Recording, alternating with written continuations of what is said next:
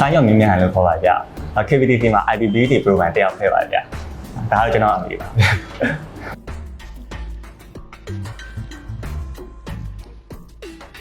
ာဖေဖော်ဝါရီစတင်ခဲ့အောင်ဗျအဲ့ချိန်တော့တကင်းတယောက်က KPTC မှာ ICT diploma တက်ရောက်နေရဆိုတော့သူကတစ်ဆင့်ပြီးခဲ့ရပါဗျ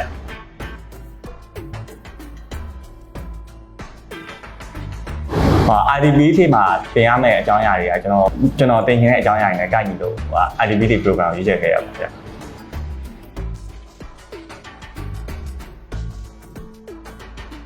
KPTC မှာကျတော့ IDBT ပြီးတတ်မယ်တင်တာမဟုတ်ပဲနဲ့ ICT enrollment diploma ရောဂျပန်စာရော NDP ပါတင်ပေးရဖြစ်တဲ့အတွက် KPTC ကိုရွေးချယ်ခဲ့ရပါဗျ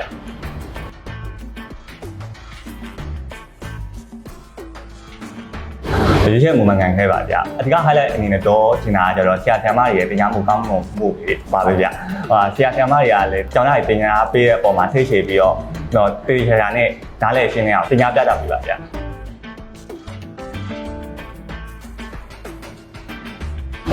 ဆရာဆရာမတွေအဓိကတင်ကြားပြတာပေးတာကျတော့FE အနေနဲ့ဆိုရင် morning mind ပေါ့နော် morning mind knowledge ပိုင်းကိုအဓိကတင်ကြားပြတာပြပါဗျာပြန်ပိုင်းကျတော့ဆရာဆရာမတွေတင်ကြားပြတာပြရတယ်အပြင်ကိုယ့်အကိုအနေနဲ့အပြင် problem solving တွေ website တွေလိုက်ရှာပြီးတော့ဖြစ်ပါတယ်ဗျာ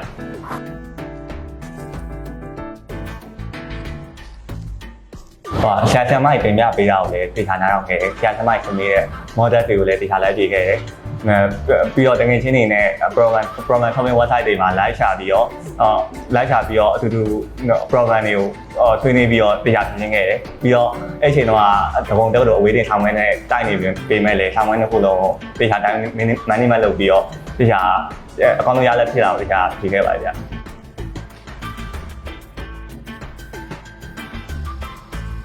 ဆရာဆရာမတွေကလည်းတရားအကြောင်းသားတွေပေါ့တရားထိတ်ချေပြီးတော့တရားတင်ပြပေးခဲ့။ကျောင်းသားတွေစိတ်မပါလဲစိတ်မပါအောင်တွဲခေါ်ပေးခဲ့။ပြီးတော့ကျောင်းသားတွေနားမလဲတဲ့ဟာကိုလေတရားပြောပြပေးခဲ့ပေါ့ဗျာ။အပြင်ကျောင်းစာပဲမဟုတ်ပဲနဲ့အပြင်ဘုံကျစာတွေပါတွေ့နေပါတွဲခေါ်ပြီးတော့တရားပြောပြပေးခဲ့ပါဗျာ။အဲအားကြောင့်လေဆရာဆရာမတွေကိုကျေးဇူးတင်ပါတယ်ဗျာ။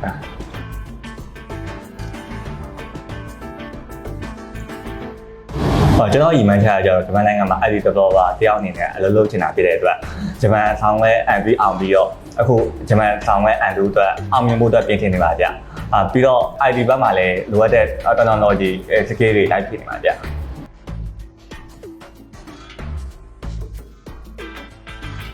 တင်နန်းကြီးတို့ဆောင်ဝဲကြီးတို့လိုအပ်တဲ့ငွေကြီးမှန်တယ်များကိုအင်အားအကုန်ထောက်ပံ့ပေးခဲ့ပါတယ်ဗျာ။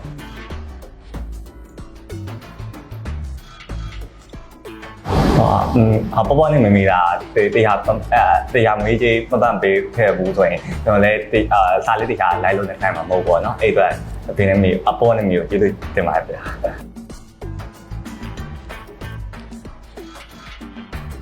KPTC အကြောင်းလို့ပဲ IDBT အပြင်အခြား NCT enrollment diploma နဲ့ဂျပန်ထိုင်ပဲပြင်သင်ပေးတဲ့အကြောင်းမျိုးကိုတက်ထည့်ချင်ပါတယ်ဗျ။ပြီးတော့လည်း IDBT အတွက်ပဲစိတ်မထားဘဲနဲ့လိုအပ်တဲ့ technology skill တွေတိုင်းပြည့်စေချင်ပါတယ်ဗျ။ဂျပန်ကိုတော့မှဖြစ်တဲ့အတွက်လည်းဂျပန်စာကိုလေးတစ်ခါလုပ်ပေးချင်ပါဗျ။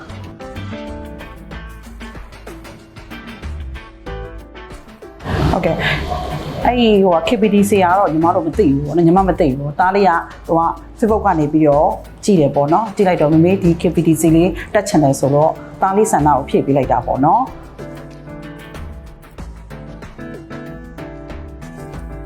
ဟုတ်ကဲ့ဘာလို့ဆိုတော့လေဆရာမတွေလည်းကောင်းတယ်ပေါ့နော်အသင်ကြားရေးမှာလည်းအရန်ကောင်းတယ်ပြီးတော့ပံ့ပိုးရေးမှာလည်းအရန်ကောင်းတယ်ပေါ့နော်အဲ့ဒါလေးကိုညီမတို့ကြားသိထားတာပေါ့နော်ညီမတို့ Facebook မှာတွေလည်းသိတယ်ပြီးတော့ညီမအသိ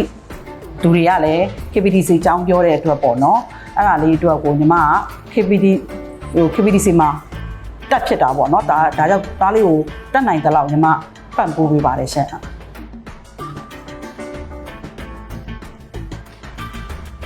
ုတ်ကဲ့သူဖြစ်ချင်တဲ့ဆန္ဒပေါ့ဆောင်းတိုင်းဖြစ်ချင်တဲ့ IT ပညာရှင်လေးကိုပဲဖြစ်မြောက်အောင်ပေါ့နော်လုပ်ပါလို့ပဲပြောချင်တာပေါ့နော်သူဖြစ်ချင်တဲ့ ID ပညာရှင်ဖြစ်အောင်လည်းညီမတို့ကလည်းတက်နိုင်တဲ့လောက်ပေါ့နော်ပံ့ပိုးပါမယ်ရှင်ဟုတ်ကဲ့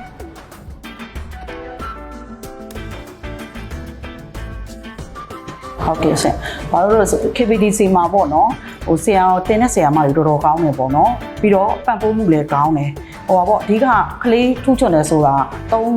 3ဖလှယ်ပေါ့နော်။ဘာလို့ဆိုမိဘပါမယ်ဟိုဆရာသမားပါမယ်ပြီးရင်ကျောင်းကလည်းပံ့ပိုးမှုတွေပါမှာပေါ့ဒါလေးကိုညီမသဘောကျတဲ့အတွက်ဟို KPDC ကိုပေါ့နော်တက်ပါလို့လည်းတိုက်တွန်းပါတယ်အခုသားလေးဟိုပါပေါ့ဆုရတဲ့အချိန်မှာလည်းညီမကိုလာပြီးတော့ join တဲ့လူတွေလည်းရှိတယ်ပေါ့နော် join တဲ့လူတွေကိုလည်းညီမအကုန်လုံးပြောပါတယ်အရန်ပေါ့နော်ကောင်းတယ်ပေါ့နော်ပံ့ပိုးမှုအားကောင်းတယ်ပေါ့နော်ဒါကြောင့်တက်ဖို့တိုက်တွန်းပါတယ်